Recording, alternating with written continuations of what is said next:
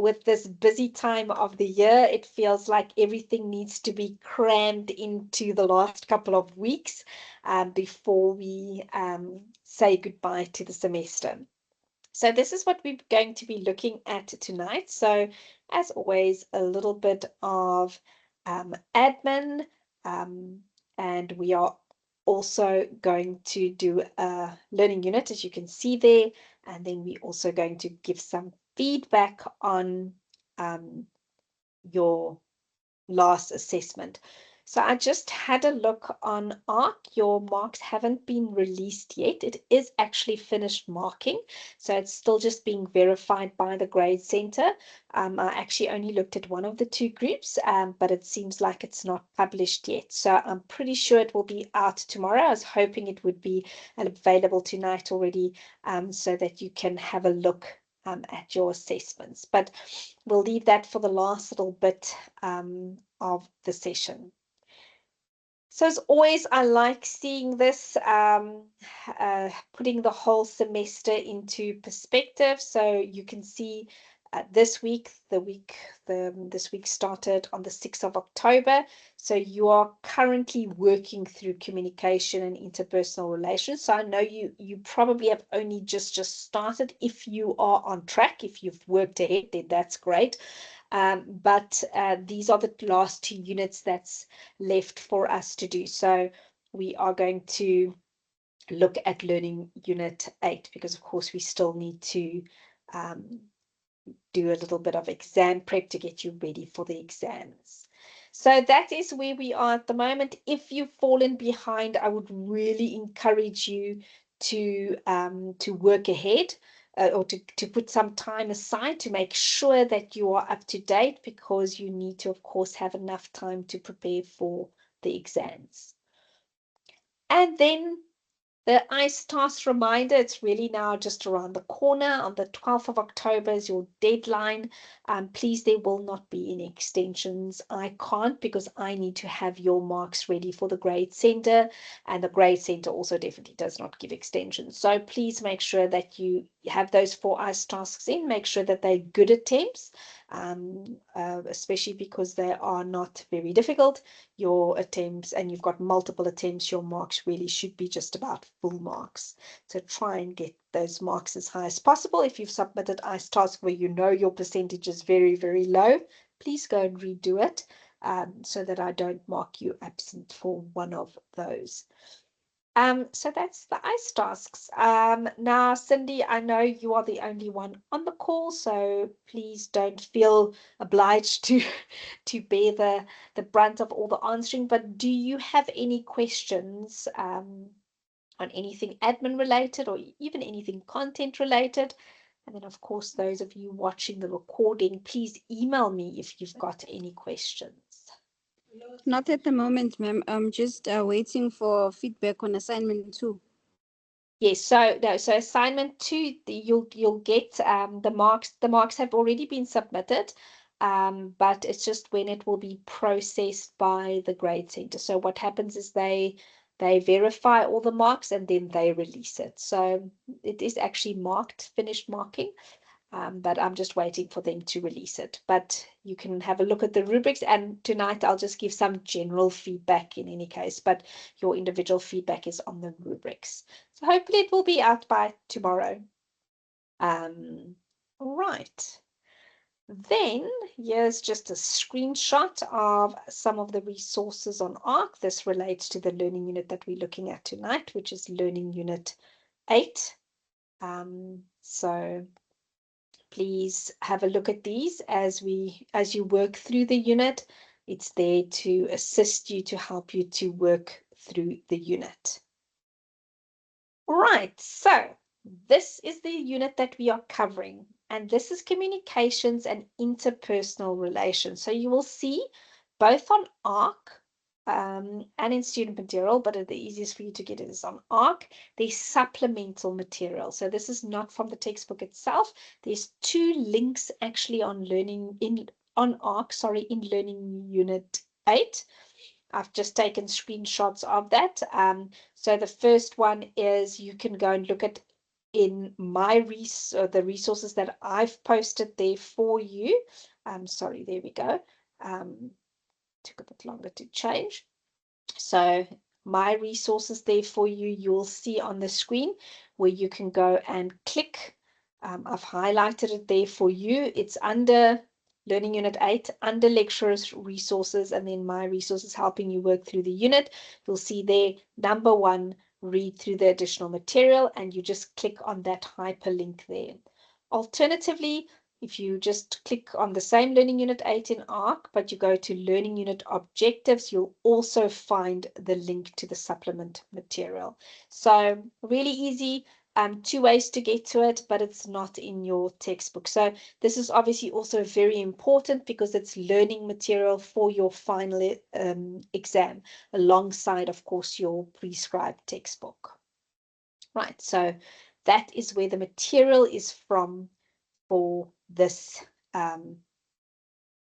this learning unit. Right, so we're going to start off by looking at something that you've probably seen in lots of different courses over the years, but this is the communication model, the very simplistic communication model. And you might have, even when you were a child, played the telephone game where you send a message, you sit in a circle and you're given a message, and the message has to pass through all the different people and then get back to the original sender. And then, of course, it's really funny because the message totally got distorted along the way. And although it's a fun game to play as a kid, it's actually quite a good picture of very often what happens to messages in the communication process. Because you've got a sender on the one side who creates a message. So there on the left-hand side, you can see they create a message and they encode the message, which means they translate the message into words, symbols, and gestures. And even if we just focus on that, translating the message into words, symbols, or gestures, very often these can already be contradicting, because you've learned that body language, for instance, very often nullifies what somebody says, or it strengthens what somebody says. So that's the encoding part. Then there is a channel, and that's the way the message is delivered. So whether it's through speech, whether it's by email, whether it's via WhatsApp message, that is the channel. The receiver is the person who gets the message. They then need to decode the message, which means they need to interpret the message. But they are interpreting it based on their frame of reference. Then the feedback is then the way the receiver responds to the sender. So the message that they send back again. However, throughout this entire process, there's a lot of noise. And noise is really any disturbance or interference that will distort the message. This could either be physical noise or psychological noise, but it stops the message from being transmitted correctly, like in that childhood game. But each step in this communication process must work well in order for effective communication to take place. So why is understanding the communication model important in business management? Why do we learn about it in business management?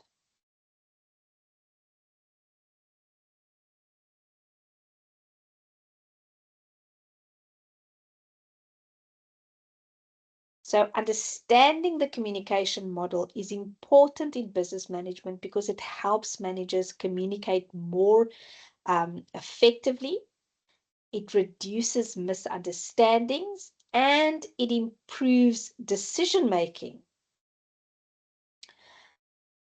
Specifically, it enables managers to do 5 things. Clarify messages. This means ensure that the intended message is accurately sent. received, and understood. It also helps them to identify barriers. So it helps to recognize and overcome any of these noises. These noises can be distractions, assumptions, cultural differences, because these noises can distort communication. Thirdly, it helps managers to improve feedback loops. So it encourages timely and constructive feedback, which enhances teams' performance and problem solving. Fourthly, it helps to strengthen relationships. It builds trust and transparency amongst employees, amongst customers, stakeholder, or any other stakeholder, really. And lastly, it enhances leadership because effective communication is key to motivating your teams, managing their conflicts, and ultimately leading change. So that is why it is important for us to learn about it in business management.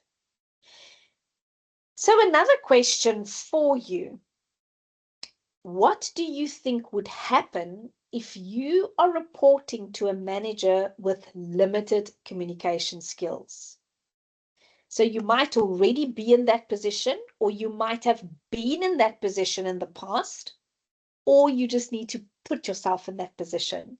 So, Cindy, I don't know if you want to answer, but again, please don't feel pressurized to answer all the questions. Those of you who are watching the recording, please press pause when we look at questions and you try and answer it for yourself before you listen to the discussion. So what do you think would happen if you are reporting to a manager that has limited communication skills? Right. So let's just quickly see here. Right, no worries there at all. Okay, so there could be some misunderstandings and confusions if your manager isn't able to communicate effectively to you, because maybe they then give you poor instructions or unclear expectations, and this can ultimately result in inefficiencies and mistakes. This can then, of course, also lead to low employee morale because you as an employee and the other employees might feel undervalued or ignored or unsupported, and this could lead to frustration and disengagement. If the manager can't communicate effectively, it might reduce productivity because a lack of clear guidance slows down progress and creates unnecessary work. It can increase conflict. It can create tension amongst team members or between staff and leadership because you are not really receiving good instruction. It could also lead to poor decision making. So, incomplete or misunderstood information can lead to flawed strategies and poor outcomes.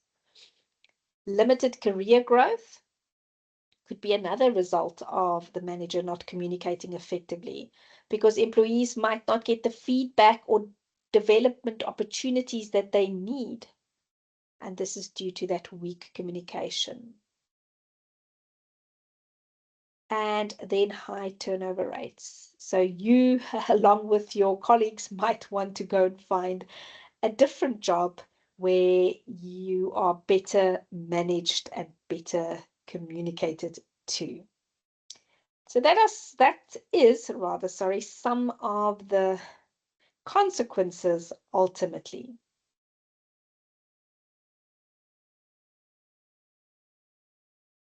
So areas in the communication process where problems might occur, may occur. So confusion in communicating, misunderstandings often arise from cultural differences in gestures and expressions. For example, in some cultures, a nod may mean no, or it might not. And even simple gestures like raising an eyebrow can be interpreted in many different ways, because we interpret messages, as we said in the beginning, the receiver, through our own frame of references. And then communication pitfalls. Communication can fail at any stage, whether it's in encoding stage, because you could choose really poor words or language to use in order to convey your message. It could also occur during transmission, because the message is either lost, or it's unclear, or it's hard to access. Or then also in decoding of the message, the receiver misreads or misunderstands the message. So biases and perceptions filters distort meaning, and people assume others think like them, and often miss or alter key messages. How do you think we can overcome this? So we might want to get the receiver's attention to start off with. Make sure they hear us. They've got our attention. We need to consider their viewpoint or their frame of reference. How are they going to interpret this message? We, when we communicate, need to avoid mixed signals. Mixed signals very often comes from our words, our mouths saying one thing, but our non-verbal expressions or non-verbal communication says another thing. We also need to be clear in what we say. So we need to be clear in what and how we say it. Now, there's some interesting examples. There's so many you can have a look at, and especially when you're looking at topics like cross-cultural communication.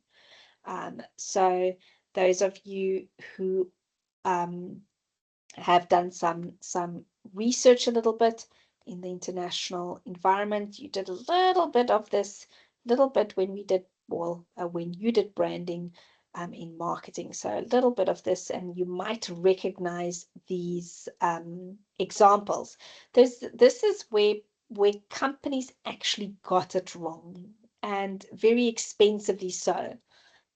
So Pepsi in China, Pepsi's slogan, come alive with the Pepsi generation. So that was the slogan, was mistranslated in China as, and this is what the Chinese people then heard, Pepsi brings your ancestors back from the dead. Right. So come alive with the Pepsi generation was translated as Pepsi brings your ancestors back from the dead. Right, so that is a very unfortunate translation. You can imagine with that type of translation, the sales fell quite drastically because the people were offended. It could have been avoided by the translation being correct. So the sender ensuring that the receiver interpreted the message in the same way as what the sender, in this case Pepsi, intended it to be. So that is the first one. Gerber, that's the baby food, and it's the baby food with that little baby on the on the label, and that baby, I believe, is quite an old woman already now. I read an article a while ago showing who she was later in her life, but nonetheless, this is baby food. So pureed apple or pear or whatever they put in there for babies to eat. So Gerber used its usual baby logo on jars in part of Africa, not realizing that in some regions, labels usually show the contents, like a picture of corn or beans. And the reason for that is it was an area that is fairly illiterate. So they put a picture of what the person can find inside the packaging. So people thought the jars contained ground up babies, which of course was offensive in a culture that obviously in any culture really is quite offensive. But they had to withdraw. Gerber's had to withdraw their products. It cost them a lot of money. And again, this could have been avoided. Right, so that is Gerber's, quite an unfortunate mistake there. And then HSBC Bank, this is in Britain, their slogan, assume nothing, was mistranslated into some countries as do nothing. Now, you don't want a bank with a slogan, do nothing, causing confusion. It cost the banks millions to rebrand with a new slogan, and their new slogan was fairly neutral. The new slogan is the world's private bank. Right, because they learned their lesson with the encoding of their messages. Then another question, lots of questions for you tonight to think about. Do you think that using an app like WhatsApp to communicate with one another can cause confusion? Do you think it can cause confusion? Has it caused confusion in the past? And remember, we're looking at it in the contents of business management. Do you think it can cause confusion?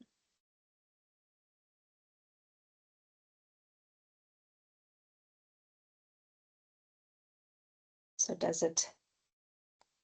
is it a benefit or is it a disadvantage?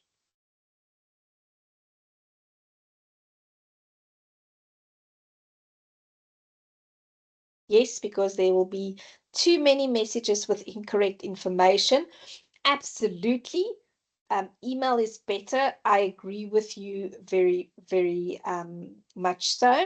I'm not fond of WhatsApp for business communication, or Skype. Yes. So email, definitely. There's a different level of formality with emailing. And then also there's a trace of what has been said later on. Skype definitely as well, because you can face-to-face, or Teams, or you can have a face-to-face where you can see somebody's face and communicate with them. So yes, thank you, Cynthia. I agree with you. Absolutely. There are definitely some benefits, and we'll look at the benefits, but definitely there is really room for misunderstanding. The type of language that's also used in an app like WhatsApp is shorthand. Predictive texting can cause that you, in any case, type something that you did not intend to type in the first place. But definitely, it can cause confusion. The reader also don't know the tone in what the message has been conveyed. So both pros and cons. So it aids communication in one way. So those are some pros, because it's instant communication, quick real-time messages, which enhances responsiveness, which is great, but then also it infringes also on your time. Accessibility, which also obviously is linked to that instant communication, right? So you are able to communicate from anywhere and reach anybody anywhere at any time. You're able to create group chats, but again, that might also be a little bit more tricky.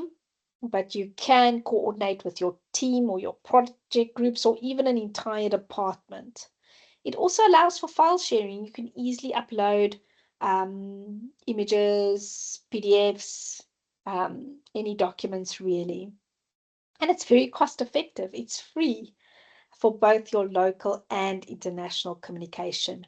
But saying that, it hinders communication as well because of overuse.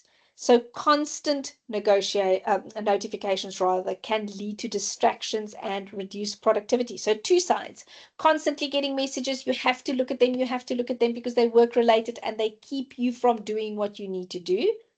But also the overuse by other members, where you then sometimes really stop looking at messages. And I'm pretty sure even if you don't use this at work, you definitely would have some or other group groups that you belong to on WhatsApp, and maybe you can identify with that. Some groups you just don't read anymore. There's just too many messages and it just takes up too much time. So you might actually miss something that is important because there's such an overuse of this channel. Informal tone, we said, well, it can lead to misunderstanding earlier on, so we don't know the tone in which it's been written. And a lack of privacy, because now you're mixing your work with your personal communication and it can blur your boundaries. And there's also security concerns because you are potentially risking sharing information that shouldn't have been shared on a platform such as that. Right, so yes, definitely there's pros and cons, but I tend to agree a little bit more with you, Cindy, that it can cause confusion. So that is our tool there. So we look at the flow of communications in 4 directions. We've got downwards, upwards, horizontally, and laterally. So downward communication is from top to bottom. So really looking at managers communicating to their subordinates. So for example, a CEO sends an email to all staff outlining the company's overall strategic goals, for instance. Upward communication is from the bottom to the top, so from employees towards in the direction of the of management. So a team member, for example, might submit their report, let's say their monthly progress report, to their supervisor. Then horizontal communication, this is between your peers at the same level of the organization. And this could be 2 department heads that coordinate on a joint project, or they share best practices, for instance. And then lateral communication, this is between employees at the same level but in different departments. So, for example, a marketing analyst and a finance analyst might collaborate on setting the product's price. So that is the different directions that communication can occur in.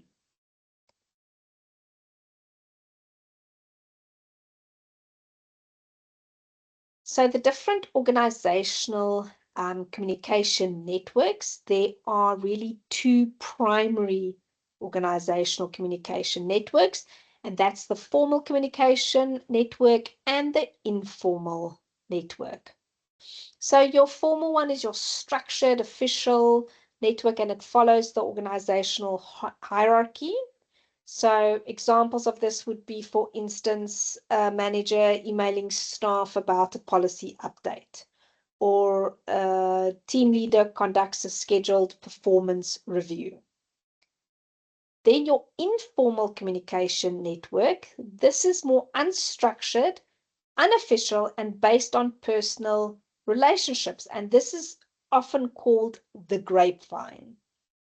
So this could be colleagues chatting during lunch about a potential promotion, or it could be a colleague giving you a friendly tip on how to deal with a strict manager or supervisor. Or it could be an experienced coworker who just informally mentors a new staff member or a new team member. So now we saw that, of course, there are barriers to effective communication. We saw in the beginning in the process that there are certain things that stops us from communicating effectively. So if we look at these barriers, we see that there's filtering, that's the deliberate withholding or distorting information to make it more favorable. So for an example, an employee only tells their manager about the good results in a project, leaving out any problems so that they can avoid any criticism. Selective perception, this means interpreting messages based on your personal biases or expectation. expectations. An example of this could be a manager hears a suggestion but only focuses on the risks, ignoring the benefits, because this manager does not like change. So this manager is only going to hear what they want to hear, the risk involved, so that they don't have to change. Information overload. Too much information makes it hard to process or to prioritize. So an example could be an employee who receives lots and lots of emails, reports, meeting invites, all in one morning, and misses important um, information or important deadlines because of all the other messages that really buries this important message. Another barrier could be emotions. Strong feelings very often interfere with message interpretation. So when you're a frustrated employee, you might actually misread a neutral message from your supervisor as a personal attack. A barrier such as language would involve using jargon or technical terms or unclear wording. So, for example, an IT specialist tells a non-technical client, for instance, that your service DNC isn't revolving. This can actually confuse the client because they don't know what this IT um, specialist is saying. And actually, all that they are saying is that your internet connection isn't working. So it's just using unnecessary, difficult language or jargon, which then stops people from hearing. Another barrier is actually gender. So, different communication styles between genders can cause misunderstandings. So, for instance, and of course we are stereotyping, but we are learning of all the different types of barriers. So, a male manager values, for instance, brief, direct updates, while the female employee prefers to give detailed background, which might lead to frustration on both sides. And of course, this could be reversed as well, vice versa. So, that is your gender, and then also your national culture. So a manager might give direct criticism in a meeting, but the employee's culture may see this as disrespectful because in their culture they prefer private and respectful feedback.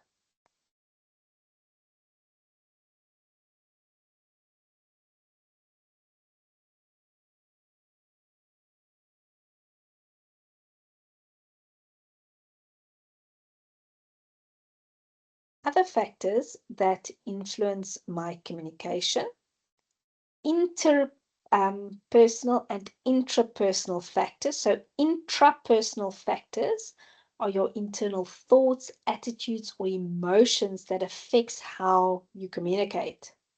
So, for example, an employee with low self-confidence might hesitate to speak up in meetings because they fear judgment or embarrassment. Interpersonal factors are issues between people that hinder communication. So, two co-workers might have personal conflict and avoid clear communication, leading to mistakes in a shared project. And then your structural factors, so your organizational structural processes can also obstruct your communication, because if you, for example, have a rigid hierarchy, this would prevent junior staff from sharing ideas with top management. Then your technological factors, and these are your problems relating to communication tools and systems. So poor internet connectivity, like we see sometimes in our online meetings, if there's poor internet connectivity, it actually can hinder or disrupt a virtual meeting. So that is some examples there.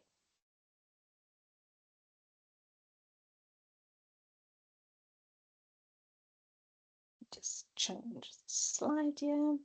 Right, so the recommendations on how managers can become better communicators. So we've kind of touched on this as we've gone along this evening, but first of all, the sender encodes and chooses the channel. The sender shapes the message clearly. Now, after the barriers, we can now say, well, the sender needs to use simple language and avoid jargon. Then also their tone and their facial expression and their word choice should really match the goal of the message, what they are trying to convey. You also need to choose a suitable channel for the effective deliveries. Should it be an email? Should it be in a short note? Should it be in a Teams meeting?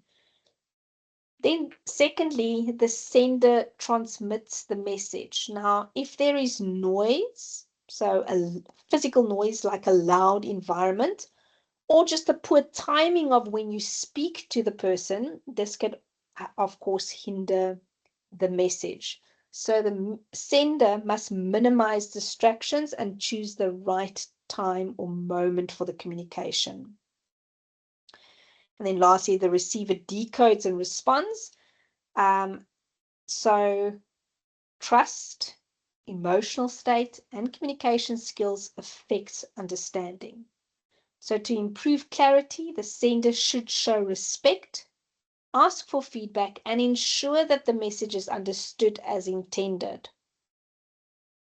Also, remaining calm actually helps to overcome emotional barriers.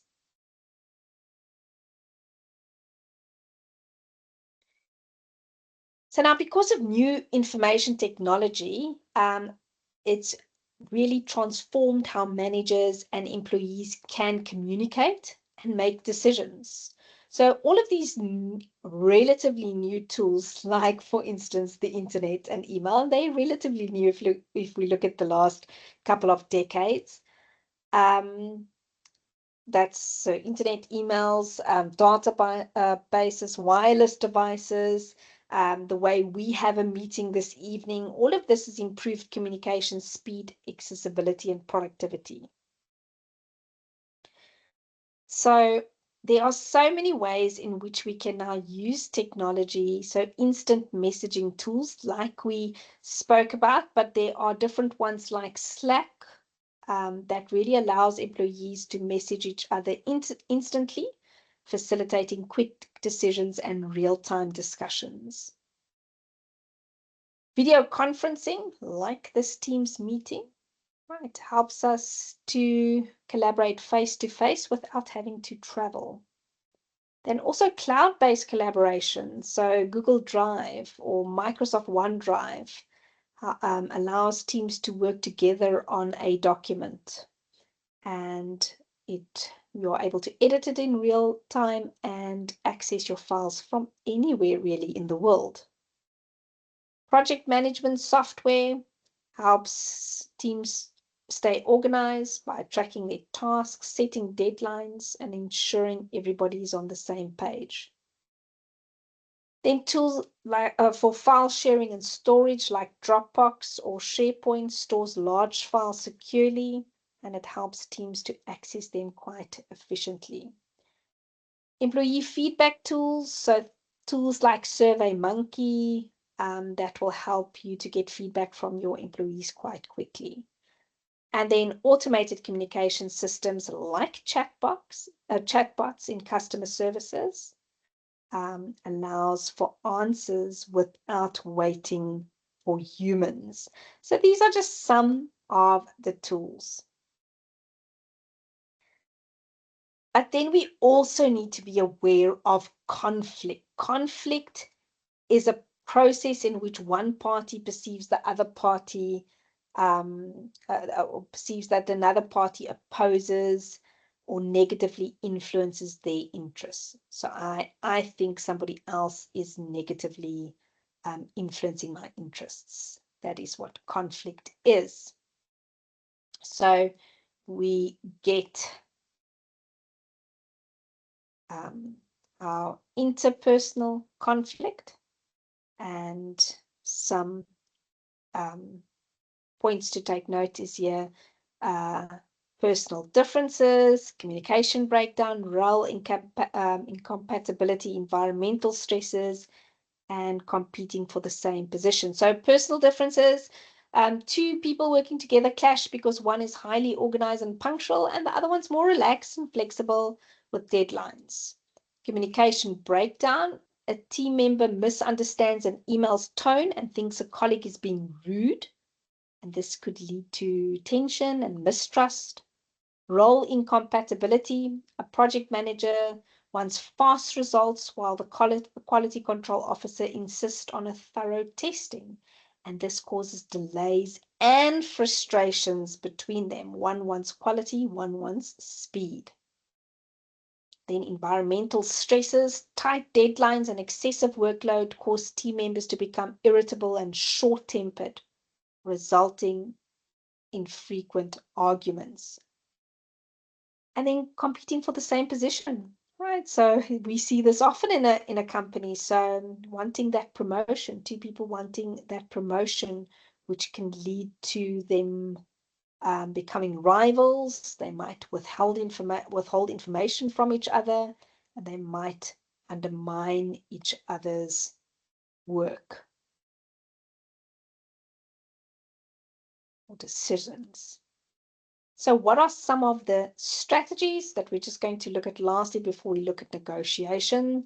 And just quickly at that assignment. So some conflict management strategies: avoid the conflict. Accommodation, one party yields to the other, so giving in.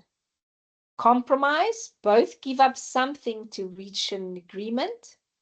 Competition, one party seeks to win at the other one's expense. And then collaboration, which is joint problem solving for mutual respect. And then lastly, on the content side, what is negotiation? So this is a lovely skill that should be acquired. Negotiation is a process in which two or more parties are in conflict and attempts to reach an agreement. During the negotiation process, conflicting parties uses their power and influence tactics to result to action. Negotiation takes place if there's no fixed outcome to a problem. Thus, negotiation involves a process of communicating between parties to reach out lasting agreement that supports shared interests despite vast differences. And they do this by establishing common grounds. So before we move on to task 2, feedback, any questions from your side, Cindy, and those of you who are watching the recording, if you've got any questions, please let me know. Please drop me an email.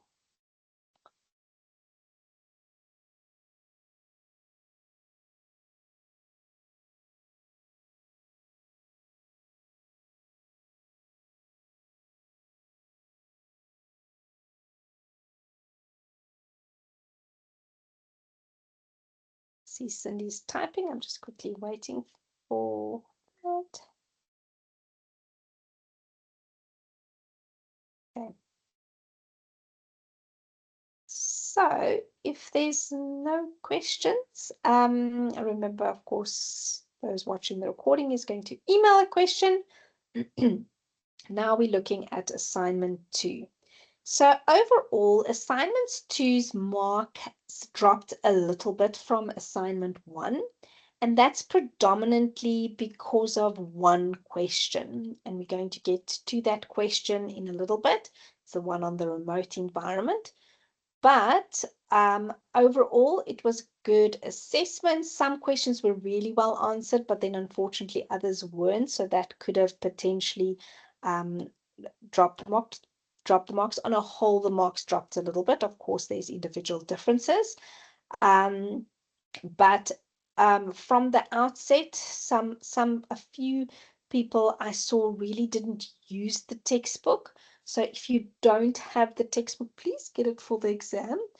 It's really, really important. And your textbook, of course, you are now finished with your assignments, but for different courses that you're going to do in the future, remember a course is based on the prescribed textbook. So it's really important that you do have that textbook, and that textbook then serves as a guide on what to research further. Right, so in this assignment, you learned a lot more about barter shoes if you did not have, or if you did not know about them in the past. So it was based on barter shoes. So please look at the rubrics. So marks were allocated to theory and marks were allocated to application. Very clearly, it was separated in the rubric or in the guidance of marking. So please make sure that you had both theory and application. Right, so that is quite important. That there was always theory and application. So that's the first point there. If you mention something that barter shoes have already been doing, you had to reference your research. So a lot of people did not reference any application. So strictly speaking, the amount of marks allocated to application, research application in this assessment would have warranted a penalty. However, I didn't give a penalty unless there were other referencing issues as well. But please, anything that's not your own, you need to reference. Okay, so let's quickly look at the questions. Let's start with the first one. Explain the management process as it applies to barter shoes. So you had to give a theoretical description of the process, um, explaining to the reader what the process involves, and then you had to apply it to barter shoes. So that was quite a straightforward question: planning, organizing, leading, and control. That's the management functions, which makes up the management process. For question 1.2, you'll see I've included all the page numbers in your rubric. So you'll get all the page numbers in your rubric. And again, marks were awarded for theory and application. So you needed to give some theory on authentic leadership, what it entails. And then you had to go and research Beloy. And you had to, of course, reference that again and show how he fulfills the criteria, really, or the theory that you just mentioned before the application. So that was the question on authentic leadership. Then the next question, 1.3, according to the article, Barter Shoes currently has 35 stores. Explain that, and then managers, of course, would explain the different roles managers would have to take on. And you had to use your textbook as a guidance on to see which roles you had to research, and it's interpersonal roles, informational roles, and decision-making roles. Again, theory on each one, a description to the reader what each one entails, and then explain how they can use or how they can take these roles on. So giving practical examples of the type of managers that you would find in barter shoes. Oopsie, I think the slides are not. I've lost my view there. Sorry. Let me just put this up again. It was just my little arrows, but you had the questions there in front of you. Just my little arrow didn't move. Okay, so let's get to 1.4.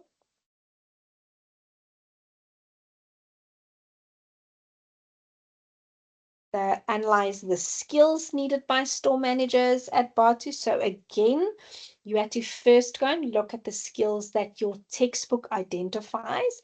And these were technical skills, team building skills, and drive skills. So you had to give, again, a theoretical definition of these, description of each one, and then you had to, again, look at what a store manager looks like and how this would basically apply to them. What technical skills would a store manager need specifically? Team building skills, and what drive skills. So there was some good, very good application on this question as well. So if the textbook was not used as a guidance, then there's some, obviously lots of different skills that the internet would mention, but we were looking for the 3 specific ones here.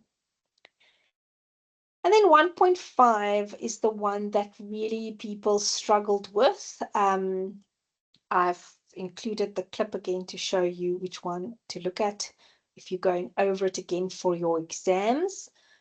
So first of all, you need to analyze an environment. An analysis of a macro environmental analysis, pestle analysis, forms part of a current situational analysis.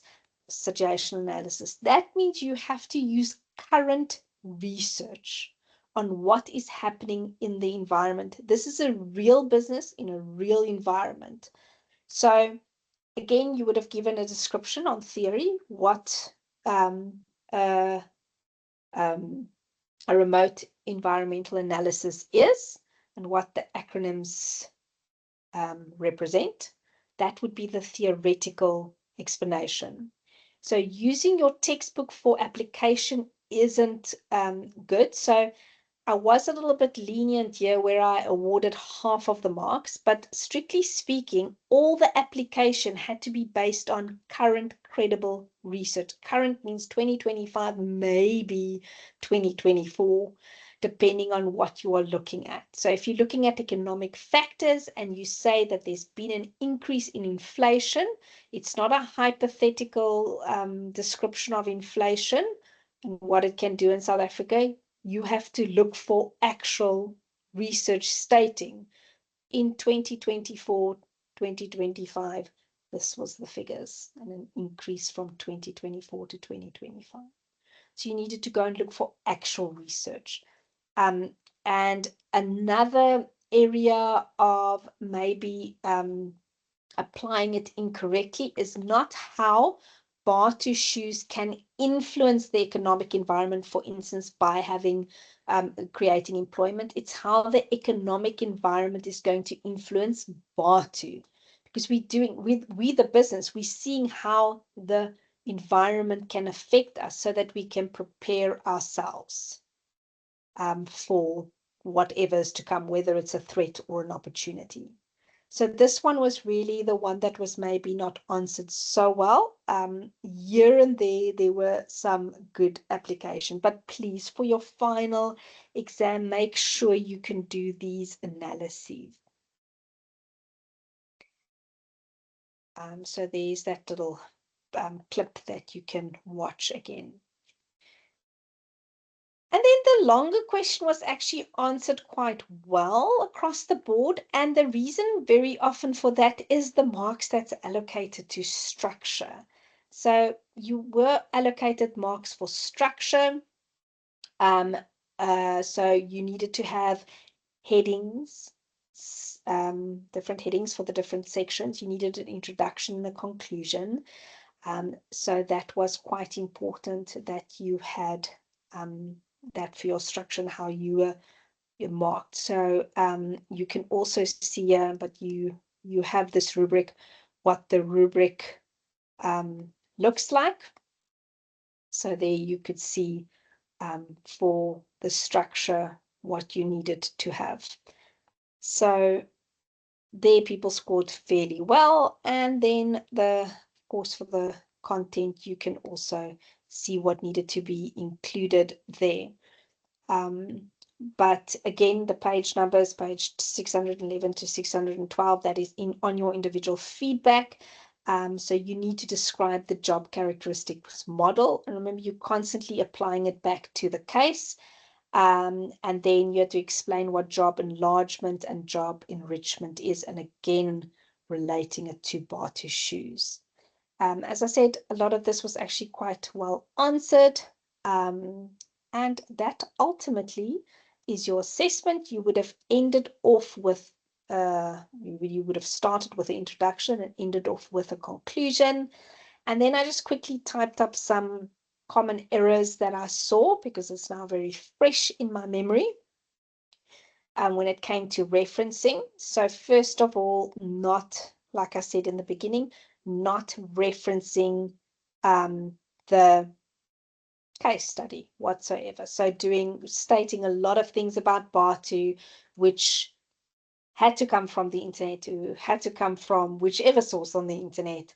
It needed to be referenced. It's not general knowledge. And in any case, an academic assignment, everything needs to be referenced that's researched. Technical errors, that's just referencing incorrectly. So the way that the references have been constructed is incorrect. Omitting references was a big one. And also what I'll just show you, I do write it in the comments if there were referencing errors. If I make a R like this, oh, that doesn't look like a R, but sometimes in the marking it also doesn't look like it. A R, that shows the place where a reference has been omitted. So I show where the reference should be. If there were so many references omitted at some point up, I would stop showing where all the references were omitted. But that is the red R's that you might see on your assessment. Then the incongruency between the reference list and the in-text referencing. So there's references in the in-text, which is not in the reference list. Positioning and placement errors. So positioning and placement errors, let's say this was a paragraph, and then at the end of the paragraph, there's just brackets with the referencing, or you gave theory and application, and at the end, you just put the textbook in, for example, as a reference. That's just an example. So those were some of the common errors. Not referencing the use of AI. Remember, it has to be referenced in text in the reference list as well as the addendum that you needed to create. And then also, it's not really a referencing error, but using very outdated material. Right, so going into the 1970s is really not useful for an assignment like this. There's great current resources, so you're looking at a 10-year maximum. So these two, the outdated and the incongruency, very often is quite indicative of AI use. So those are just some of the common errors that I saw. Just because you made the errors didn't mean you lost marks. It depends on how often and how many did you make. But I might have still written comments even though I didn't give a penalty, so that you avoid these mistakes in the future. Oh, sorry, I missed a chat. How did I miss that? Oh, sorry. Sorry, that was... Oh, it's showing me a new chat, but there isn't a new chat. I got a fright now. Sorry, Cindy. But those are just some of the errors.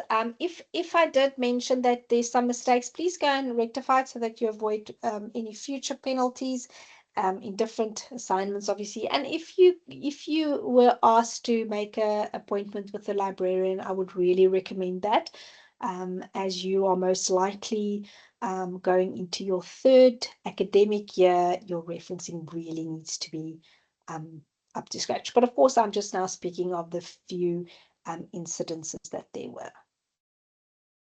And that is all that I have. Cindy, do you have any questions on the assignment? Whilst you are No, thinking. ma'am, thanks. We'll just Fine. wait for the assignment Yes. marks. Absolutely. So go and look at it, look at the rubric.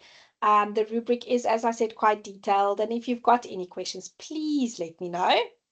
Otherwise, you must have a lovely evening. And after tomorrow, you must have a lovely weekend. Just need to get through tomorrow and then have a lovely weekend. Thanks for joining.